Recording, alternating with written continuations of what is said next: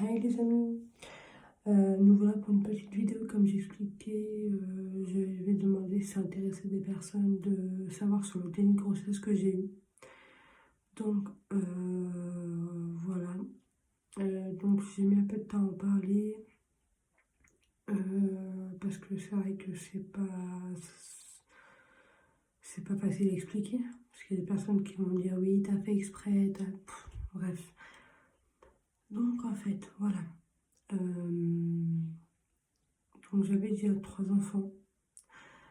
Pour moi, je voulais m'arrêter là. Je voulais m'arrêter à 3 enfants. Je me suis dit, c'est déjà très bien, c'est du travail, il faut savoir s'en occuper, les faire manger.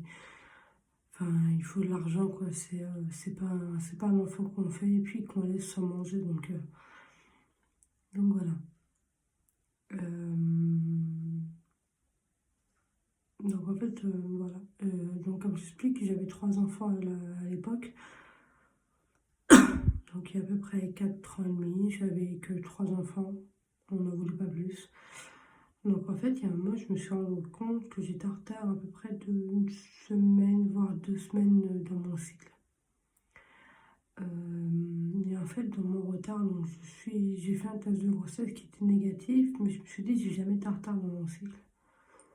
Donc j'ai préféré après d'aller directement aux urgences pédiatriques, faire une écho, etc. Et c'est là en fait qu'on m'a dit que j'attendais. Enfin, les médecins au début, ils m'ont pas dit, ils m'ont fait une échographie. J'ai vu un médecin, 2 médecins, 3 médecins. Ils ont fait appel à 3 médecins pour voir s'ils voyaient bien la même chose que eux, que le médecin voyait. Parce qu'en fait, voilà, j'avais pas d'envie de manger quoi que ce soit. Je n'avais pas pris de poids, mon ventre était plat. Donc voilà. Donc les médecins me regardent et me disent, Madame, vous êtes enceinte de 7 mois. Alors moi je commence à me dire, mais non, c'est pas possible, je suis en retard que d'une semaine, voire 2 semaines, pas plus. Et donc les médecins commencent à me parler en me disant, qu'est-ce que je voulais faire. Je leur dis, bah, déjà, il faut que j'en parle déjà au papa. On n'est pas prêt. Financièrement, on ne pouvait pas. Psychologiquement, on n'était pas prêt. Physiquement, le logement beaucoup trop petit. Donc, ça a été compliqué. Très compliqué. Donc, je ne savais pas ce qu'on allait faire. Donc, j'en ai parlé avec le papa, qui s'est mis à pleurer, qui m'a dit, mais non, on ne peut pas le garder, on ne peut pas financièrement, tatati. Mais lui ne savait pas encore que j'étais enceinte de 7 mois. Donc les médecins me font prise de sang, me font donc le calcul, la taille du bébé, et ils me demandent si je veux le voir à l'écho. Donc j'explique que non, je n'ai pas du tout envie de voir. J'étais pas prête. On peut pas vous demander du jour au lendemain de regarder un enfant quand vous n'êtes pas prête physiquement, psychologiquement et mentalement quoi. Donc je me suis dit non, je ne peux pas. Donc le médecin a accepté, m'a demandé est-ce que vous pouvez rester avec nous quelques temps, donc 1 heure ou 2 pour qu'on puisse parler, etc. En plus des examens complémentaires avec la prise de sang. En plus je ne savais pas si j'attendais un bébé trisomique ou pas. Donc c'est très très compliqué. Donc comme à 7 mois, il n'est plus possible d'avorter. Donc les médecins me demandent au fur et à mesure, donc après tous les 2 jours, de venir pour un contrôle monito, un contrôle du bébé, battement du cœur du bébé, etc. Plus moi, parce que chaque fois que j'étais enceinte, j'avais toujours de l'anémie et très fatiguée. En plus là, plus le choc. Donc je me dis, donc j'y vais tous les 2 jours. Donc, il me demande si je veux savoir le sexe. Je ne voulais pas savoir, ce qui est tout à fait compréhensible. Ce qui est impossible de savoir, de vouloir savoir, vous n'êtes pas prêt. Ensuite, donc suivi tous les 2 jours, tout se passe bien. Et en fait, à la 3e semaine, j'y vais pour un simple contrôle monito, comme d'habitude, prise de sang, etc. Et là, le travail a commencé, j'ai perdu, enfin, ma poche des os s'est rompue. Et en fait, moi, sur mes 3 premières grossesses, je n'ai jamais perdu la poche des os, en fait. Je n'ai jamais perdu la poche des os et donc je ne savais pas, est-ce que j'avais peut-être uriné sur moi avec l'appui du bébé. Et donc je vais où il faut aller aux toilettes. Et je vois en fait que ça colle encore plus. Donc l'infirmière qui me dit mais vous êtes peut-être en train de... Le bébé appuie peut-être fort et que vous ne sentez pas et que vous urinez sur vous. Et là en fait quand je me rallonge encore. Donc là on me dit bah non, le travail a bien commencé. Alors je me mets en pleurs, ce qui est tout à fait normal. En pleurs, en pleurs, en pleurs. Je me dis mais je suis pas prête quoi. Et en fait la poche des os peut se rompre. Mais le travail n'est pas obligé de commencer tout de suite, il peut commencer que 2 jours après. Et le souci, c'est que, en fait, moi, il a commencé, enfin, le travail est commencé, donc le 13, ouais, le 13 octobre, le travail avait commencé. J'ai mis 4 jours de travail et ils m'ont laissé souffrir pendant 4 jours. J'avais très mal, beaucoup trop mal. Donc, je demande à avoir la péri. La péridurale en fait qui m'avait permis de ne plus avoir mal pendant 1 heure au niveau des contractions alors que normalement c'était en continu. Mais le problème c'est que ça m'avait paralysé une jambe. 4 jours j'étais très fatiguée, très affaiblie. Donc le médecin me donne un médicament pour accélérer le travail. Et donc il m'a accéléré le travail mais tellement épuisée que je ne pouvais plus pousser. Donc on m'a demandé de continuer avec toutes mes forces qui me restaient, de très peu de force même. J'y vais. Donc je pousse. Et en fait on voit que le cœur du bébé commence à ralentir. Commence à ralentir, ralentir. Puis moi qui n'étais pas bien, je commence à devenir jaune. J'ai été complètement en anémie totale. Et comme on peut savoir, c'est quand on accouche, on n'a pas le droit de manger.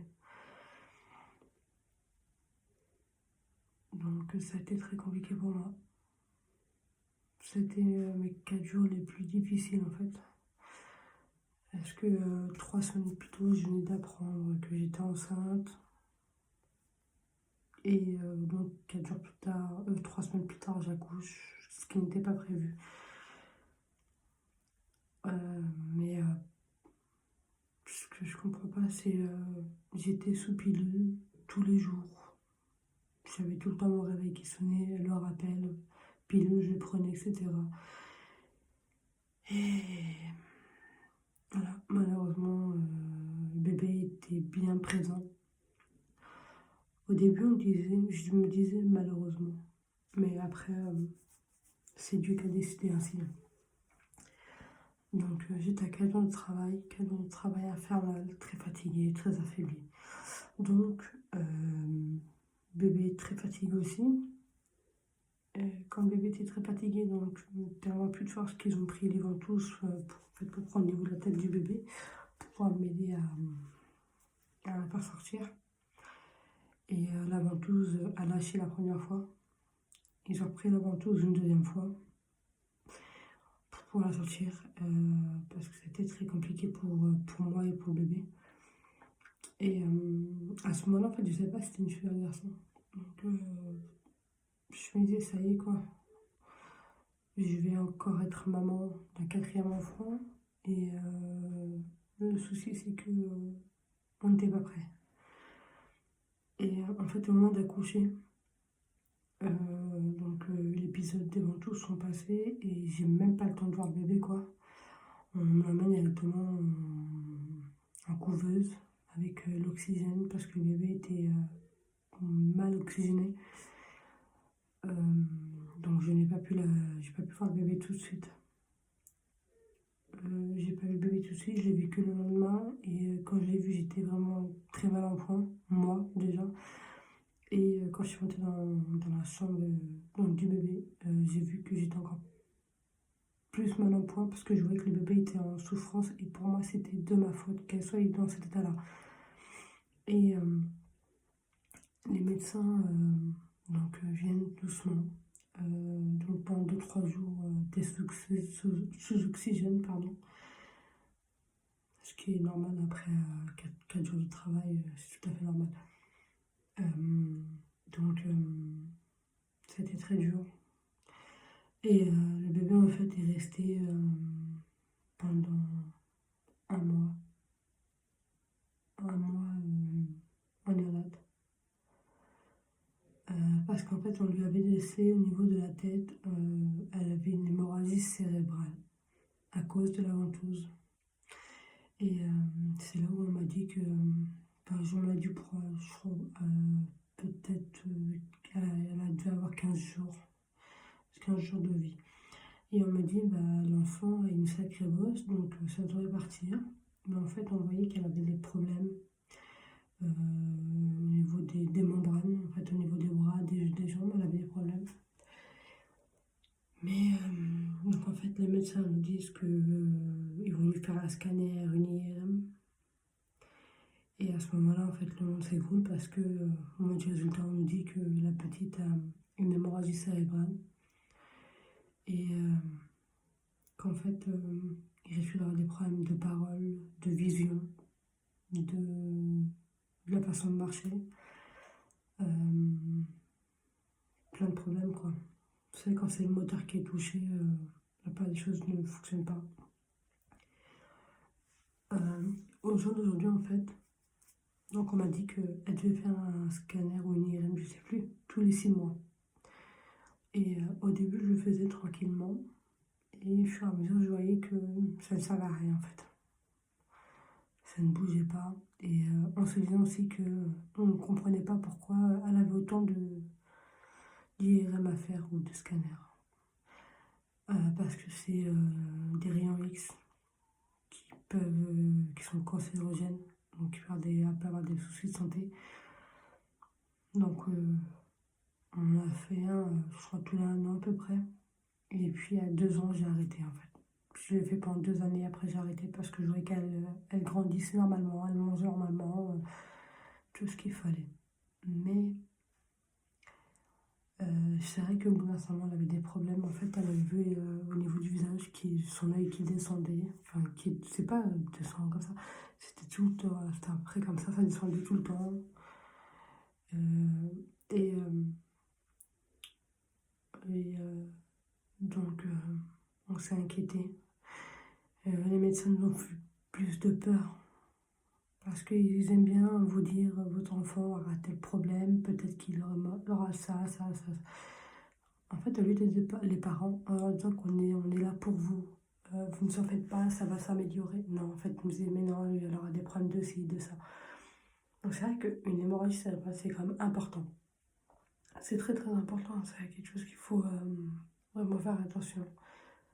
Et en fait, on voyait qu'il y a des moments, elle avait un problème au niveau de l'œil droit qui partait un peu sur les côtés. Des fois, elle était son œil quelque chose comme ça avait eu des gros problèmes. Et aujourd'hui, ça va. Juste la vision de l'œil droit qui est vraiment très très bas. Elle va sûrement avoir besoin de lunettes. Le médecin doit la revoir, je crois, dans 6 mois à peu près.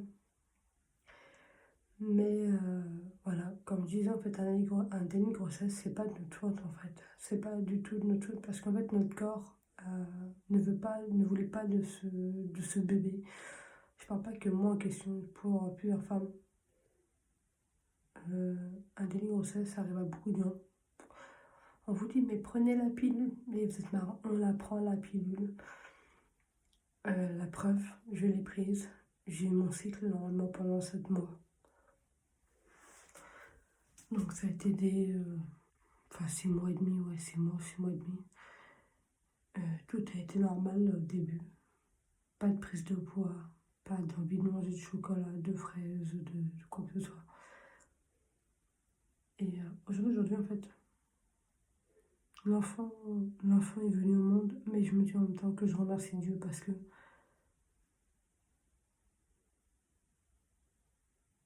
j'ai 2 filles et 2 garçons qui sont en très bonne santé. J'ai eu très peur. On a commencé à se dire que la petite va y avoir des suivis à faire, beaucoup de choses. Mais aujourd'hui, je remercie Dieu. Dieu parce que elle est en santé, elle est en bonne santé. Juste son œil qui a des problèmes, mais comme tu me dis, peut-être que ça va s'améliorer. On verra quand elle va grandir. Donc les personnes qui m'ont déjà jugé sur des précédentes vidéos que j'ai supprimées, leurs commentaires en disant oui mais t'as pas honte, tu profites d'eux. Ces commentaires-là en fait je les accepte pas. Je les supprime automatiquement, en fait c'est contrôlé par YouTube, j'ai demandé. Parce que vous pouvez pas vous rendre compte à quel point c'est blessant, à quel point vous faites mal aux gens en fait. C'est pas des bons commentaires en fait. Vous êtes là en fait, vous êtes jaloux. Vous êtes jaloux. Et ce que j'ai pas accepté d'une personne, je ne vais pas citer son nom parce que j'ai supprimé son com. Cette personne-là, je vais te dire clair et net, si tu es pas content de mes vidéos, si tu es pas content parce que je vais faire des concours pour faire gagner des gens, c'est pas la peine de commenter en fait. Et maintenant, je vais dire aux gens que toutes les personnes qui ont des mauvais comportements envers moi ou que ce soit mes enfants, ils seront bloqués automatiquement. Bloqués, supprimés, signalés à YouTube. Parce que vous êtes là en train de critiquer. En train de me dire, mais en même temps, t'as pas cherché à comprendre tes enfants? Non, c'est une erreur judiciaire par rapport au papa de la grande. Et faut pas juger les gens sans savoir. Moi, ce que je demande aujourd'hui, et comme j'ai déjà expliqué, je ne veux pas de mauvais commentaires. Vous pouvez disliker, c'est pas mon problème. Ça, je m'en fous royalement. Disliker, faites ce que vous voulez. Mais me jugez pas par rapport à mes enfants. Juste ce que je demande. Et voilà. Bon, les personnes qui voient que je suis rouge, parce que je suis sortie de la douche tout à l'heure. Donc voilà. Je referai une autre vidéo un peu plus tard, mieux que ça, par rapport au début de grossesse. Parce que là, je suis fatiguée, j'ai de la fièvre, j'ai fait ma douche pour essayer de descendre un peu la fièvre, mais ça va pas top. Et puis mes bébés qui manquent beaucoup. Je vais les voir mercredi, mais mercredi, j'ai la grande à déposer à la gym, les grands à l'athlétisme. Alors que pourtant que la grande s'est fait une entorse, mais je dois la déposer quand même à la gym. Ensuite, je les ai le week-end à la maison. Et puis, on verra. J'ai des choses de prévues avec eux, mais ça va dépendre de leur santé à eux. Bon. J'ai pas tellement souri parce qu'il y a des commentaires qui m'ont fait très mal, qui m'ont blessé. Donc bref, on va zapper ça. En tout cas, ceux qui ont des questions, n'hésitez pas à me rajouter sur Snap ou de me laisser un com et de me demander de les ajouter sur soit Facebook ou Snap ou quelque chose comme ça pour que je puisse leur parler directement. Parce que ça, en faisant une vidéo comme ça, c'est pas facile. Là, j'ai été bref. Il y a beaucoup de choses qui s'est passé pendant cette période-là. Mais bon, c'est pas grave. Je vous souhaite en tout cas une excellente soirée. Et n'oubliez pas de commenter, de liker et de vous abonner. Tout est gratuit. Et je vous fais de très gros bisous et à très bientôt de nouvelles vidéos.